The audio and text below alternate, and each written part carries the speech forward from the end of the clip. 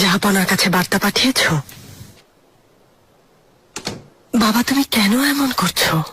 এত জরুরি বিষয়ে অবহেলা। কোনো চিন্তা করবেন না আম্মা। কাপুদান পাশা পুরো ঘটনা জাহাপনাকে বুঝিয়ে বলবেন।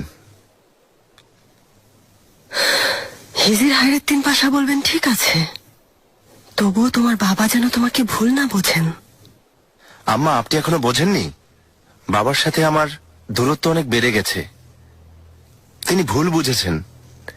ধীরে ধীরে সম্পর্কের অবনতি হচ্ছে। তুমি হাল ছাড়লে হুররামের এতদিনের চেষ্টা সফল হবে।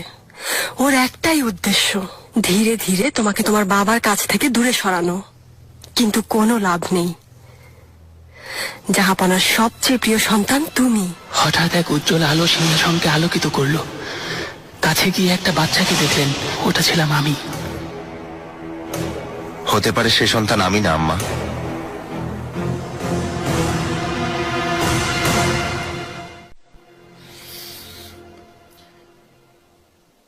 জাহাপনা আজ খুব রেগে গিয়েছিলেন। অবশ্য সভাসদদের কথাই কমেছে, কিন্তু শাহজাদার উচিত এখন থেকে ওনার কথা মতো চলা। ঠিক বলেছেন। আপনি উজিরে আজম হিসেবে তাকে কিছু পরামর্শ দিলে খুব ভালো হয়। আমি আমার সর্বোচ্চ চেষ্টা করব। শাহজাদা এমন অনর্থক একের পর এক ভুল করার কথা না। কেউ ইচ্ছা করে ওকে ভুল পরামর্শ দিচ্ছে না তো? তা হতে পারে, তবে আমার মনে হয় না, কারণ তাসলিজ আলী ইয়াইয়া সব সময় পাশে থাকে। সে নিশ্চয়ই ওনাকে সতর্ক করেছে। তার মানে কথায় কাজ হচ্ছে না। মাহি দেভরানেরও মুস্তাফাকে বুঝিয়ে বলা উচিত ছিল। মনে হচ্ছে ওর কথাও শুনছে না। এই ধরনের ভুল সবাই করে থাকেন শাহজাদি। সব শাহজাদারই ইচ্ছা থাকে জাহাপনা তাকে যোগ্য ভাবুক। এর বাইরে কোনো উদ্দেশ্য আছে বলে মনে হয় না। তা না হয় মানলাম, তাই বলে নিজের বিপদ ডেকে আনা ঠিক না। সাবধান হওয়া উচিত। বেশি সাহস দেখানো, বারবার কথার অবাধ্য হওয়া ভালো কথা না। ঠিক বলেছেন।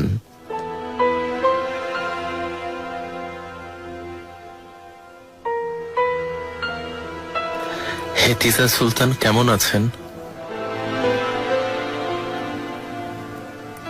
কামরায় আছে পাশা, নিজে গিয়ে জিজ্ঞেস করুন। সে তো আপনারই স্ত্রী, তাই না?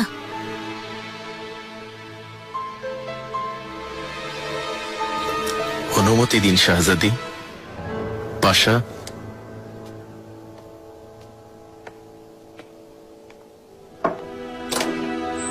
শাহজাদি এখন এখানে আছেন।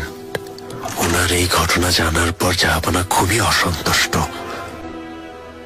আপনি যদি মুখ বন্ধ রাখতেন তাহলে জাহাপনা এতটা রেগে যেতেন না।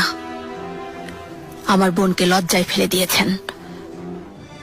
হেতিজা সুলতানের কারণে অনেক ঝামেলা সহ্য করেছি।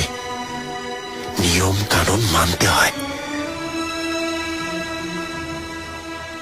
নিয়ম কানুন আপনার কাছে শিখতে হবে না পাশা। আর কখনো এ ধরনের কাজ করবেন না।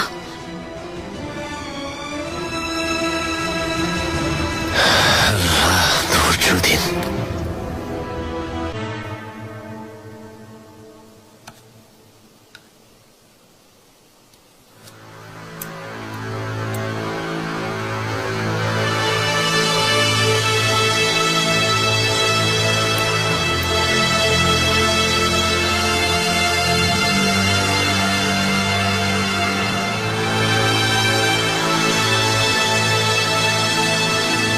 কে আছো? জাহাপনা, আদেশ করুন, আপনার কি সেবা করতে পারি?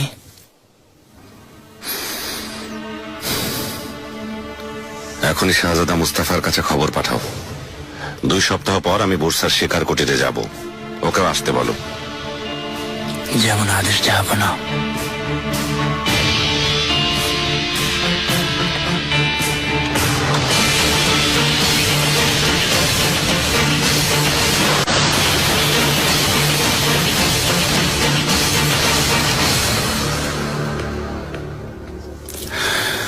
শাহজাদা, সুলতানা। কি ব্যাপার তাসলিজ আলী, এত অস্থির কেন? রাজধানী থেকে খবর এসেছে আয়াজ পাশা মারা গেছেন। তুমি সত্যি বলছো? জি সুলতানা, জাহাপনা মরহুমের জায়গায় লুৎফু পাশাকে মোতায়েন করেছেন। কেন মারা গেছেন কিছু জানতে পেরেছো? প্লেগে আক্রান্ত হয়ে শাহজাদা। রোগ ছড়ানোর ভয় ছিল বলে নিয়ম মাফিক দাফন হয়নি। আল্লাহ মাগফিরাত দান করুন। মরহুম আয়াজ পাশার অনেক অপরাধ, হুররাম সুলতান আর তার কারণে অনেক নিরপরাধ ব্যক্তি প্রাণ হারিয়েছে, যার শিকার মরহুম ইব্রাহিম পাশা। যেমন কর্ম তেমন ফল। ইব্রাহিম পাশার একটা কবর পর্যন্ত হতে দেননি। এখন দেখো নিয়তি এই পাপের প্রতিশোধ নিয়েছে। এখনই আমার পক্ষ থেকে লুৎফু পাশাকে একটা অভিনন্দন বার্তা লিখে পাঠাও। আল্লাহকে অনেক ধন্যবাদ, আমাদের দিন ফিরিয়েছেন। হুররাম নির্বাসনে আয়াজ পাশা মারা গেছে, লুৎফু পাশা উজিরে আজম হয়েছেন। এবার সবাই একসাথে লড়ব।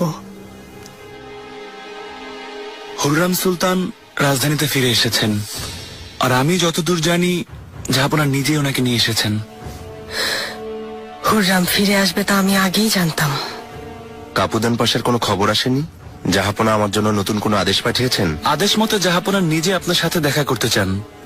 1 সপ্তাহ পরে শিকারের উদ্দেশ্যে তিনি বুরসায় যাবেন, ওখানে আপনাকেও যেতে বলেছেন।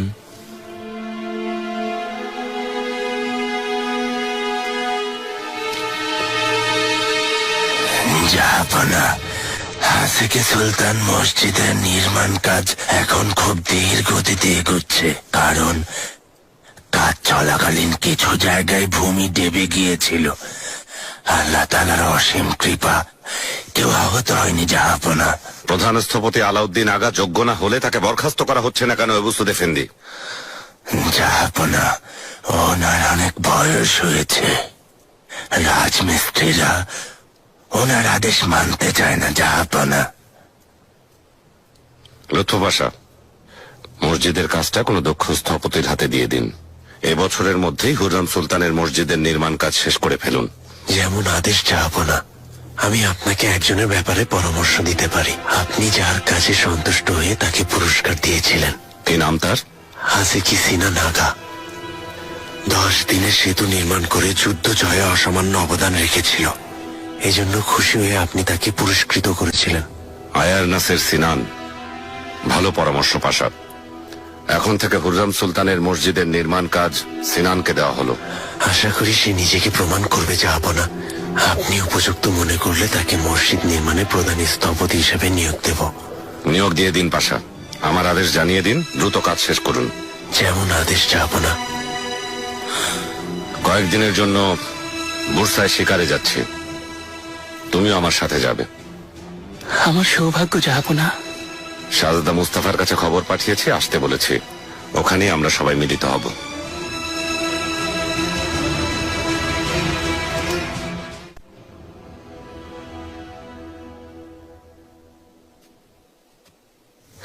কি লিখেছেন জাহাপনা? তিনি শিকারে যাবেন, আমাকেও ওখানে যাওয়ার আদেশ দিয়েছেন। হুররাম কোনো একটা চাল চেলেছে, তোমাকে সে ফাঁসানোর চেষ্টা করছে। চিন্তা করবেন না আম্মা, আপনি বলেছিলেন না বাবা যেন কোনোভাবে আমাকে ভুল না বোঝেন। এ উপলক্ষে সরাসরি কথা বলার সুযোগ হবে। এটা ভালো লক্ষণ না মুস্তাফা, ওখানে কি হবে তা বলা যাচ্ছে না। তোমার সাবধান হওয়া উচিত। আপনি কি বলছেন আম্মা? আমি আমার বাবার কাছে যাচ্ছি।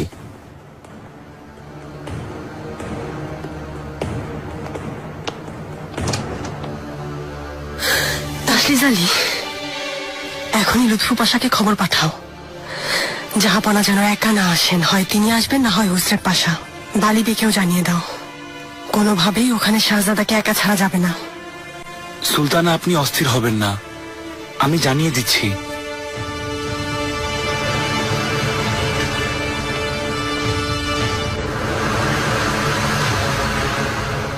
ভালিবে, আমার অনুরোধে এখানে আসার জন্য আপনাকে ধন্যবাদ। আমার হাতে সময় খুবই কম, কেন ডেকেছেন সরাসরি প্রসঙ্গে আসুন। ঠিক আছে, যুদ্ধের কারণে অনেক ক্ষয়ক্ষতি হয়েছে তা নিশ্চয় জানেন। আমরা বাণিজ্যিকভাবে সবচেয়ে বেশি ক্ষতিগ্রস্ত হয়েছি। ভূমধ্য সাগরের পূর্ব দিকে আমাদের জাহাজ যেতেই পারছে না। উজির আজম লুৎফু পাশা জানি অনেক রেগে আছেন, কিন্তু এ ধরনের টানাপোড়েন অব্যাহত রাখা ঠিক না। নিশ্চয়ই, তবে আপনাদের উপর যে আস্থা ছিল তা আপনারা হারিয়েছেন। আমাদের সম্পর্ক কখনোই আগের মতো হবে না। মহামান্য জাহাপনা আমাদের উপর অসন্তুষ্ট তা জানি। প্রধান সহকারী হিসেবে আমাকে সহযোগিতা করলে এতে আপনিও অনেক উপকৃত হবেন বালিবে।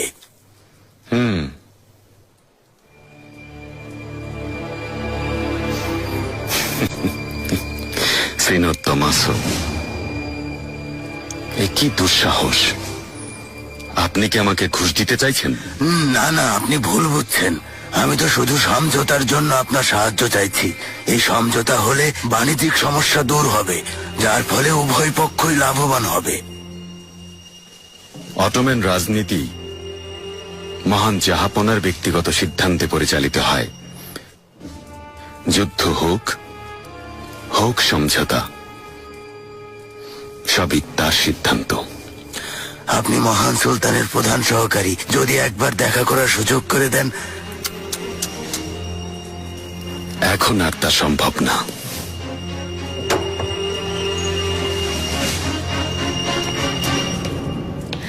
সিনিয়র তোমাসো, আরে আমার আদরের ভাতিজি, চলে এসো, আমাদের সাথে গল্প করবে। বালিবের সাথে পরিচিত হও, ইনি জাহাপনার প্রধান সহকারী।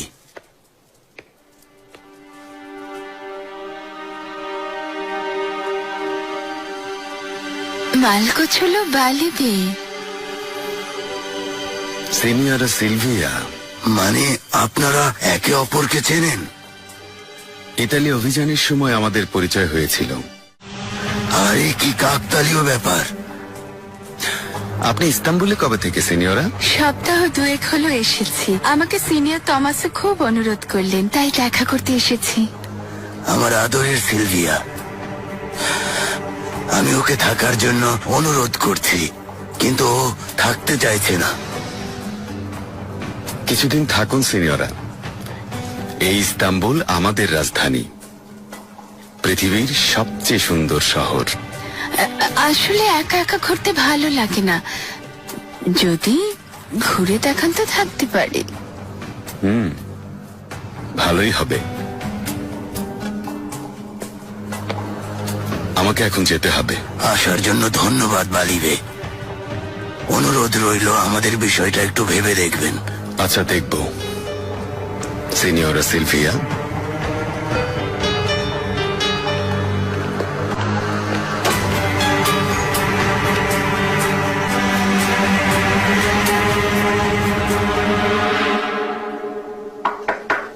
এসো।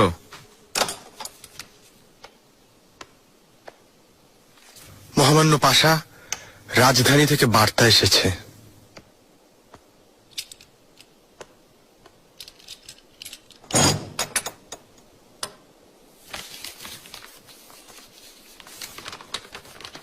রুস্তম পাশা, তুমি ঠিকই বলেছিলে। প্লেগের ভয়াবহতায় জাহাপনার রাগ কমে গেছে। তিনি নিজে গিয়ে আমাকে রাজধানীতে ফিরিয়ে এনেছেন। আল্লাহ তাআলার দয়ায় ওনার ভুল ধারণা দূর হয়েছে। এখন আমাদের সম্পর্ক আগের চেয়ে ভালো। কিন্তু রাজধানীতে ফিরে এসে এমন কিছু বিষয় জানতে পারলাম যে কারণে সব আনন্দ হাওয়ায় মিলিয়ে গেছে। আয়াস পাশা প্লেগে আক্রান্ত হয়ে পৃথিবী ছেড়ে চলে গেছেন। ধারণা করছি তিনি শত্রুদের ষড়যন্ত্রের শিকার হয়েছেন। তার এই হঠাৎ মৃত্যুতে লুৎফু পাশার উজির আজম হওয়ার পথ সুগম হয়েছে।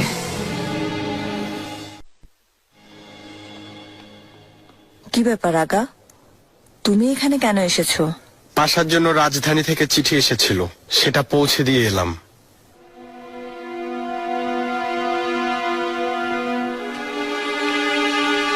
পরিস্থিতি এখন এরকমই পাশা, সভা ওনাদের নিয়ন্ত্রণে। তাই তোমার সাথে মিহরিমা সুলতানকে বিয়ে দিয়ে তোমাকে সভায় নিয়ে আসা খুব প্রয়োজন। কিন্তু এতে বাধা দেওয়ার জন্য ওনারা সর্বোচ্চ চেষ্টা করবেন। পরিস্থিতি সামলে না নেওয়া পর্যন্ত তুমি দিয়ার বেকিরে ধৈর্য ধরে অপেক্ষা করো। তবে খুব সাবধানে থাকবে, কারণ শত্রুরা তোমাকে রাস্তা থেকে সরিয়ে দিতে চায়।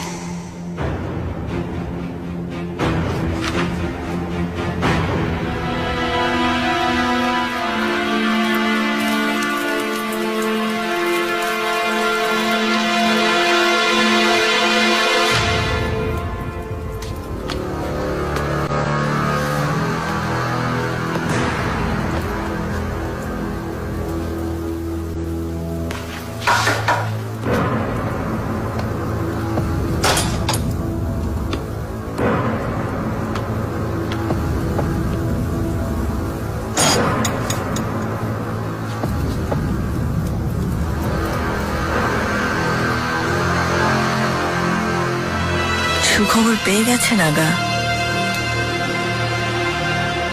তাহলে তুমি আগে থেকেই জানতে? শাহ সুলতানের আদেশ না মেনে অনেক বড় ভুল করেছেন। এখন বুঝলেন তো? ভালো চাইলে ক্ষমা চান। মেহেরিমা সুলতানকে বিয়ের স্বপ্ন ছেড়ে দিন, না হলে পরের শিকার আপনি।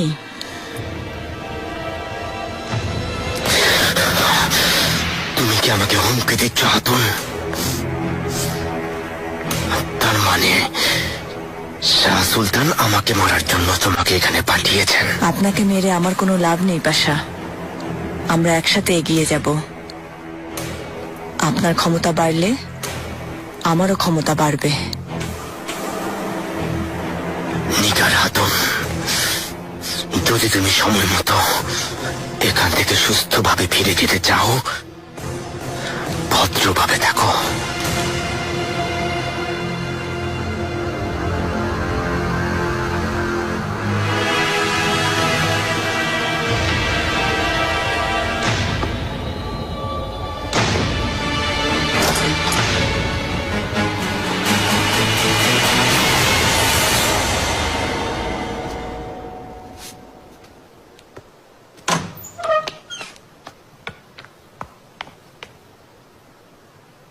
সুলতানা,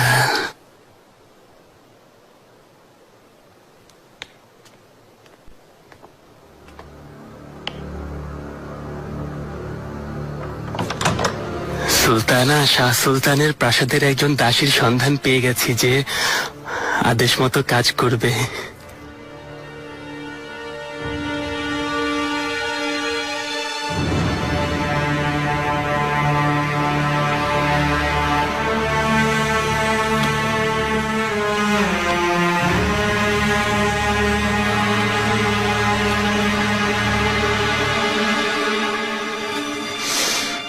নাম কি তোমার? এহসান সুলতানা। এহসান খাতুন। তোমাকে এখানে কেন ডেকেছি জানো তো? সুম্বুলাকা বলেছেন আপনার সেবা করা আমার সৌভাগ্য।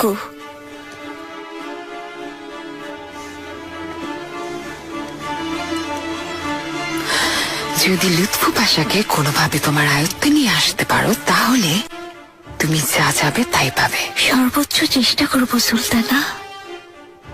তবে খুব সাবধানে হাতুন, কেউ যেন এটা না জানে।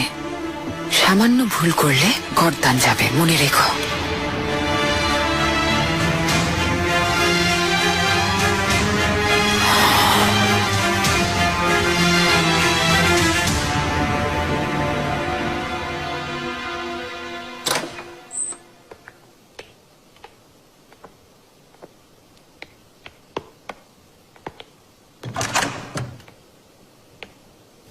হরিজিহান, ওসমান, তোমরা গাড়িতে গিয়ে বসো। আমি কোথাও যেতে চাই না আম্মা। আমিও না, আমরা এখানে থাকতে পারবো না। এই প্রাসাদ আমাদেরই থাকবে, সময় মতো আবার ফিরে আসবো। যাও।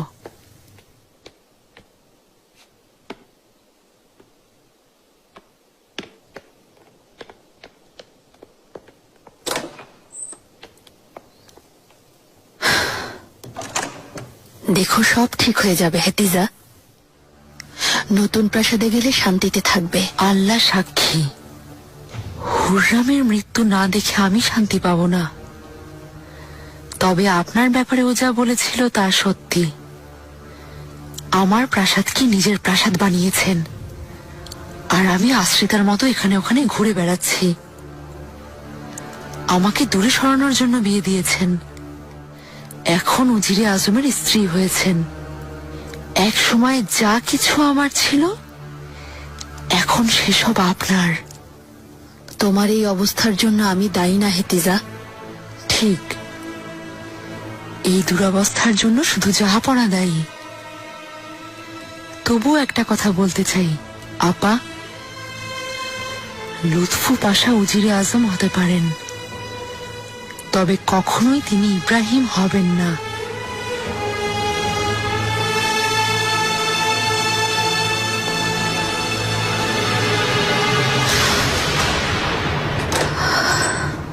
খুসরেদ পাশা, আপনিও জাহাপনাদের সাথে বুরসা যাচ্ছেন শুনে আমি খুশি হয়েছি। শাহজাদাকে সাবধান করবেন, দেখবেন কোনো অঘটন যেন না ঘটে। জাহাপনার সম্মতি পেতে কষ্ট হয়েছে। তিনি হেতিজা সুলতানকে একা রাখার ব্যাপারে পক্ষপাতী নন। সাবধান মাননীয় হেতিজা সুলতান।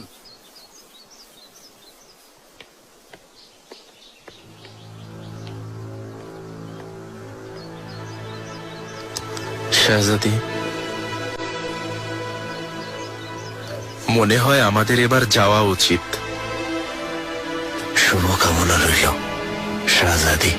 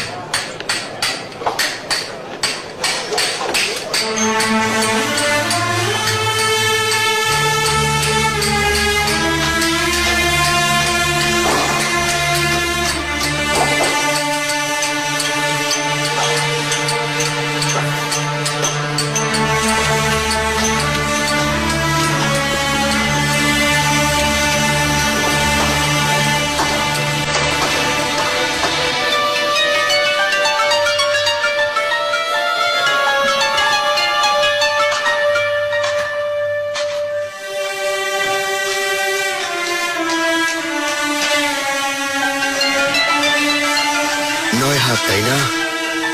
হ্যাঁ, 9 হাতি। কি ব্যাপার সিনান, এ কেমন নকশা বানিয়েছেন? কিসের এত হিসাব নিকাশ? আর বলবেন না নাসির এফেন্দি, বহুদিন আয়াসুফিয়া নিয়ে গবেষণা করছি। এই ভবনের পরিমাপও প্রায় একই রকম। আমি দিন রাত পরিশ্রম করছি।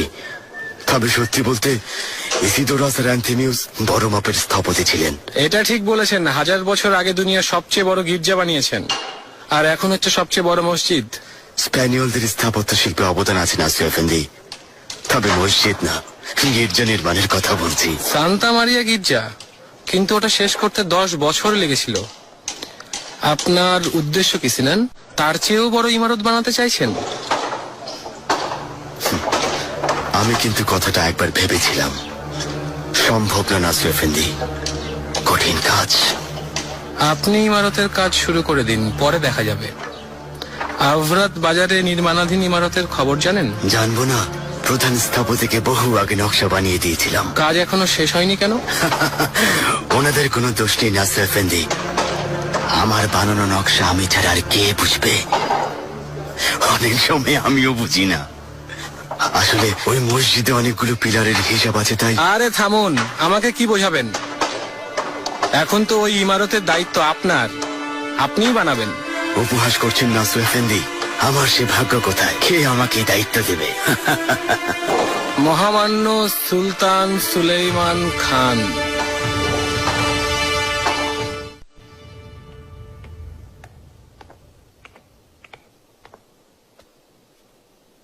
সুলেইমান, এসো হুররাম।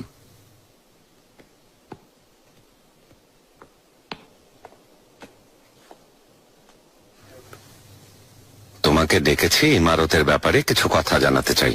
আমিও জিজ্ঞেস করব ভাবছিলাম সুলেইমান।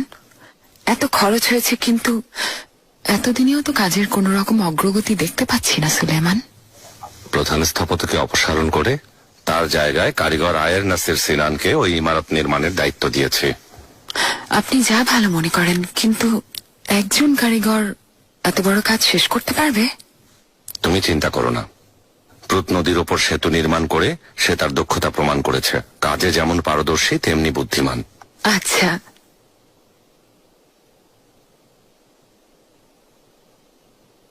সুলেইমান আবার দূরে যাচ্ছেন। কাল সকালে আপনি চলে যাবেন। আল্লাহ চান তো হুররাম। মেহমেদ মুস্তাফার কথা বলল, শুনলাম তিনিও আসছেন। কোনো ঝামেলা হয়নি ইনশাল্লাহ? শাহজাদা মুস্তাফা ভুল করে ফেলেছেন তা জানি, কিন্তু কোনো খারাপ উদ্দেশ্য ছিল তা মনে হয় না। অযথা তার উপর রাগ করে নিজেকে কষ্ট দেবেন না। জেনি চেরিরাও শাহজাদা মুস্তাফাকে খুব পছন্দ করে, ভুলবেন না। ওনার সাফল্যে ওরা উৎসাহ পায়। এ সফল আর কে বিফল সে সিদ্ধান্ত আমি নেব হুররাম। মুস্তাফার জাহাজ বানানো উচিত হয়নি এবং নিষেধ জেনেও সে জাহাজে চড়ে সমুদ্রে চলে গেছে। আগের ঘটনার পরেও কেন অনুমতি ছাড়া কাজ করেছে সেটা জানতে হবে। শাহজাদা এই রাজবংশের ভবিষ্যৎ সুলেমান, আর এত কম বয়সে এত প্রশংসা আর ভালোবাসা সবাই নিতে পারে না। হয়তো এসবেরই প্রভাব পড়েছে। তা হতে পারে না হুররাম। আমার শাহজাদাদের কখনো অহংকারী আর দাম্ভিক হওয়া উচিত না।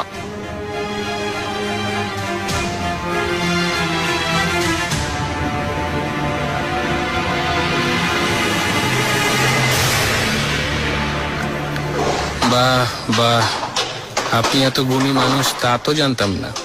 আস্তাগফিরুল্লাহ নাসু এফেন্দি, ওই দেখুন আপনার বই ওখানে। পরে অনেক কিছু জেনেছি।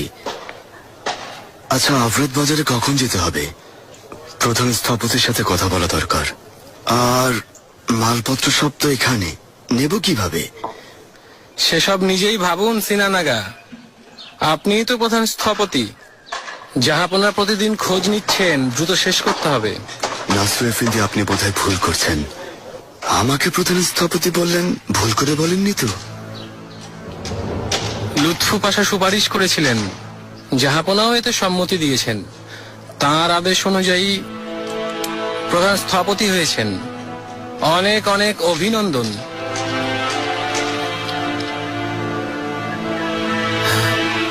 তাহলে তো জলদি কাজে হাত দিতে হবে। আল্লাহ জানেন নকশা কোথায় পড়ে আছে। চলুন, উঠুন উঠুন।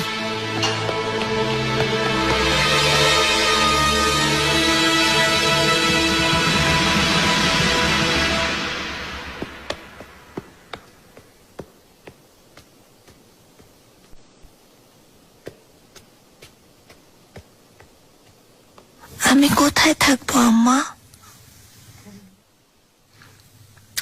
হরি জিহান,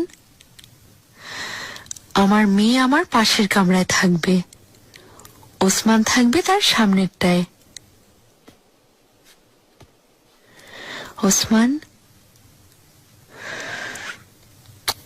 লক্ষ্মী ছেলে, নিজের কামরা দেখতে চাও?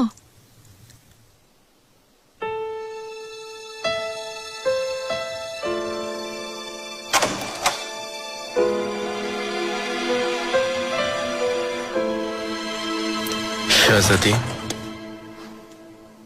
আপনাদের কিছু লাগবে? কোনো প্রয়োজন থাকলে বলুন, এখনই ব্যবস্থা করব। প্রয়োজন নেই। কাল খুব ভোরে আমাকে বন্দরে চলে যেতে হবে, কারণ জাহাপনা আর শাহজাদা মেহমেতের সাথে আমিও বুরসায় যাচ্ছি। 1 সপ্তাহ বা 10 দিন ওখানে থাকতে হবে। ওখানে কেন যাচ্ছেন? কোনো বিশেষ কাজে না শাহজাদি, শিকারে যাচ্ছেন। মহামান্য শাহজাদা মুস্তাফাও ওখানে আমাদের সঙ্গে যোগ দেবেন। যাত্রা শুভ হোক। ধন্যবাদ। আপনার শান্তি আর নিরাপত্তার জন্য সব ব্যবস্থা নেওয়া হয়েছে। আমার অনুপস্থিতিতে আশা করি কোনো অসুবিধা হবে না। শাহজাদি,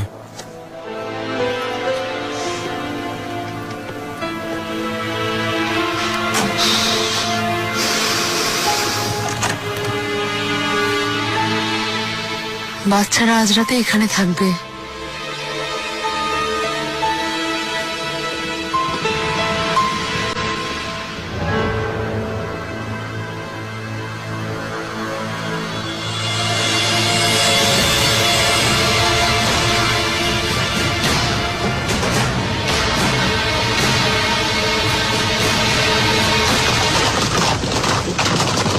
সাবধান, মহামান্য শাহজাদা মুস্তাফা।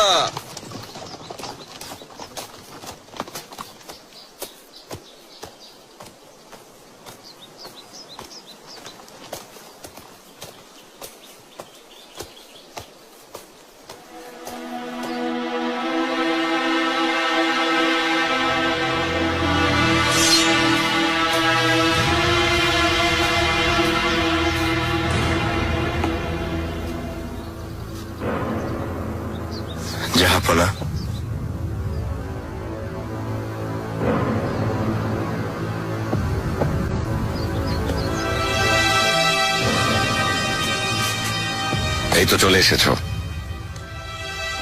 চলো শিকারে যাই।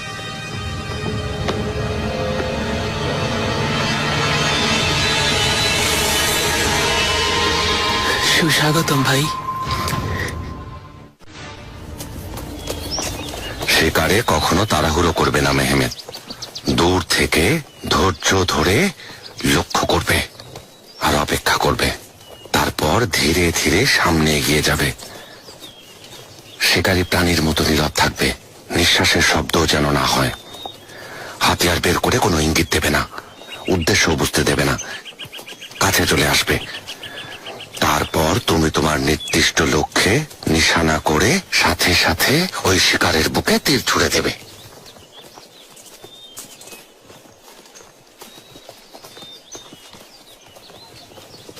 শাহজাদা, কি ব্যাপার হুসরে পাশা, বাবা আমার দিকে তাকাচ্ছেন না কেন? মনে হয় আপনার ক্ষমা চাওয়া উচিত শাহজাদা। সেই অপেক্ষায় আছেন।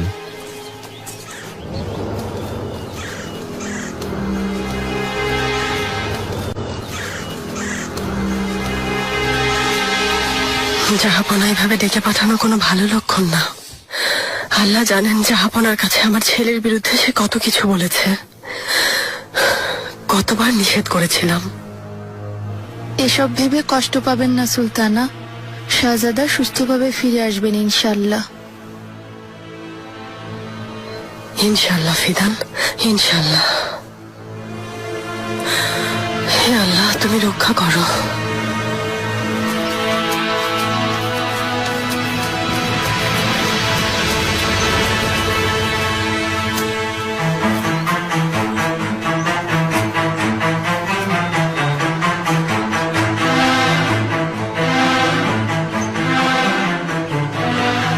মুস্তাফাকে বাঁচাতে চাইছো তাই না?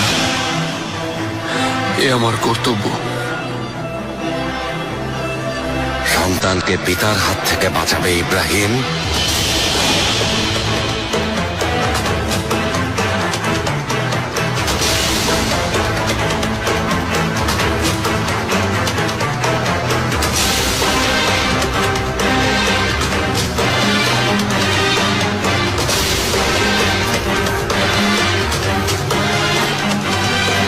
জাহাপনা, থামলেন কেন জাহাপনা?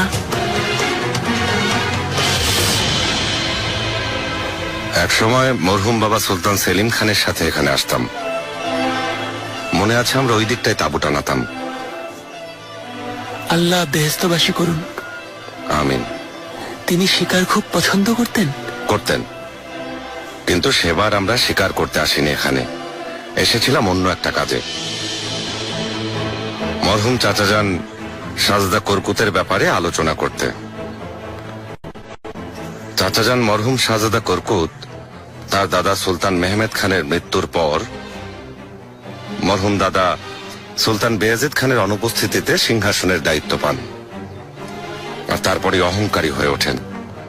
মানিসার দায়িত্ব পেয়েও তিনি খুব অসন্তুষ্ট ছিলেন, তার চাহিদা ছিল বেশি। মানিসার পরিবেশ ভালো না, এই অজুহাত দেখিয়ে বেরগামা প্রদেশ যান। পিতা মরহুম সুলতান বেয়াজিদ খান ছেলের এই দুঃসাহস দেখে শাস্তি দেওয়ার জন্য ওনাকে মানিসার দায়িত্ব থেকে সরিয়ে তেকের সঞ্জাকে পাঠান। কিন্তু এই ঘটনা থেকেও চাচাজানের বোধোদয় হয়নি। তিনি আবারও আবেদন করলেন, মানিসা ফিরে যেতে চাইলেন। আবেদন নাকচ হলে সঞ্জাকবের পথ ছেড়ে আনাতোলিয়া প্রাসাদে আত্মগোপন করেন। তাই তখন আনাতোলিয়ার এক কাজাসকের আলাউদ্দিন আলীকে পরামর্শ দেওয়ার জন্য পাঠানো হলো। চাচাজান পরামর্শ শুনে রেগে না গিয়ে বুদ্ধির পরিচয় দিলেন, বললেন তিনি হজে যেতে চান। তার কিছুদিন পর সুলতান কথা শুনে ছেলেকে হজে নিয়ে গেলেন। হজ করতে? হজ করতে। ইতিহাসে এমন জঘন্য ঘটনা এর আগে ঘটেনি। চাচাজান হজ ঠিকমতো আদায় না করে মেমলুক সুলতানের কথা অগ্রাহ্য করে কমাস পর ফিরে আসেন।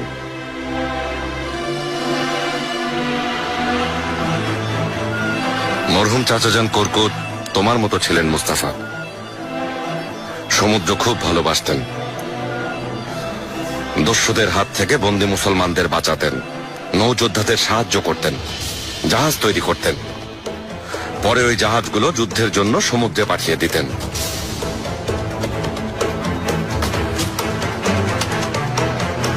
মরহুম বাবা সুলতান সেলিম খান সিংহাসনে বসে চাচাজানকে বিরক্ত করেননি। বলতেন ভাইয়ের মতো ওনার সাম্রাজ্যের প্রতি লোভ নেই। কিন্তু তারপরও চাচাজানের ক্ষোভ দূর হয়নি, দুঃখজনক। বিদ্রোহ করেছেন? না, কিন্তু ঔদ্ধত্যপূর্ণ আচরণ দেখালেন। রাজধানী থেকে উজির তাকে দাওয়াতপত্র লিখে পাঠালে তিনি কোনো উত্তর দিলেন না। আর তাই সৈন্য পাঠানো হলে তিনি ইস্তনাসে পালিয়ে গেলেন। কিন্তু পথে এক যোদ্ধা সিনান তাকে মেরে ফেলে। আফসোস। এই ঘটনা থেকে আমি শিক্ষা পেয়েছিলাম, বুদ্ধি থাকলে সব শাহজাদা এই ঘটনা থেকে যার যার সীমা বুঝে নেবে।